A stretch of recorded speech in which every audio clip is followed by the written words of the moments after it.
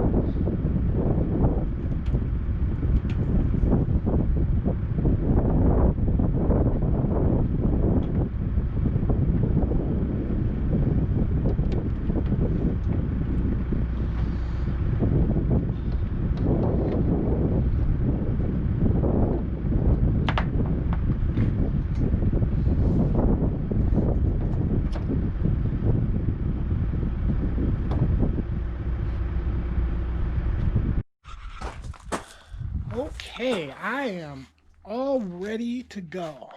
I have my anchor blocks. I don't know what they're called. They're these things here. So Alvin is going to get moved over. That one stays the same. And then 2 more get put in somewhere. I'm not exactly sure where they'll fall yet, but I'm ready to go. I've got everything. I think I've got everything completely ready to go up there, except for I got 2 buckets left to take up. And then as soon as I get up there, I can just start to work by very first is unplugging the solar system. Now, the solar system is at 432, but a couple days ago, it was really smoky. So it dipped down at night, which this battery isn't the right battery, blah, blah, blah. Long story short, the battery's got tons of power left in it, but the inverter doesn't think it does. So it goes into this fault mode, which it still works. Everything's fine. But until it goes up to 4.6 volts, which takes, this solar array, a good, depending on what I try to do during those days that it's in fault, it could take like 2 days for it to catch all the way back up and get all the way back up, depending on the weather. And it's been smoky and hazy, right? So it's been nailing it.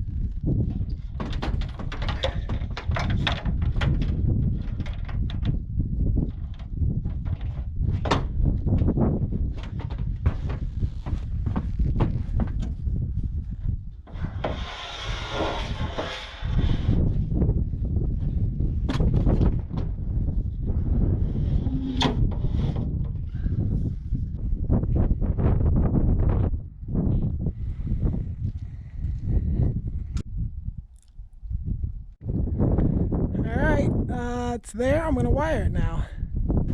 I got it all wired up and it works. It's about 330 and I'm getting 1,000 watts, which is a lot for 330. I still got to tidy up the wires. Now I do have a little bit more wiring stuff to do.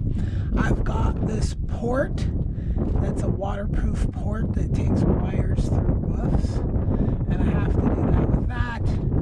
So, but that involves like taking the wire all the way out of the charge controller and cutting out the fuse, and like it's a whole process. So I'm waiting on that until I have this other part.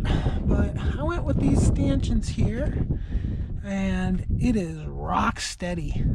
So rock steady. Then I started thinking maybe, I needed something like this going this way here, but I mean, I have just really kind of reefed on it, and it really doesn't go anywhere. I mean, it's so stolid that, I feel like the roof might blow away before it's just gonna take the roof with it. So yeah, so this is where I've got the wire running to currently, and I'm going to do, I'm going to add, well, I'll just show you here. So I've got one here that I really like the way this worked out. Is that thing there. That just runs right through. One's gonna go here, and this is gonna take the input from that solar and clean it up and make it all nice. And then I gotta punch another hole here and run down a box, or maybe I don't know. I got to run power out here somewhere. I don't know where yet, but there's going to be a pump right here that takes, I think it takes like 30 amp 240, something like that. So I'll need that. And then this is just going to be a shop, so I'll just need power for that. And lights, although I have 120 lights, I have more DC lights to go out here as well. So, and in here. So I'm gonna wire up the whole place. All the lighting, or the majority of the lighting, is gonna be DC lighting. Just because it just sips electricity so much more efficiently. These lights that I've been using, that's 100-watt light, and it probably puts out twice as much as that. And I have no idea what wattage that's pulling, but that's pulling like less than 5 amps, right? So it's nothing. All right.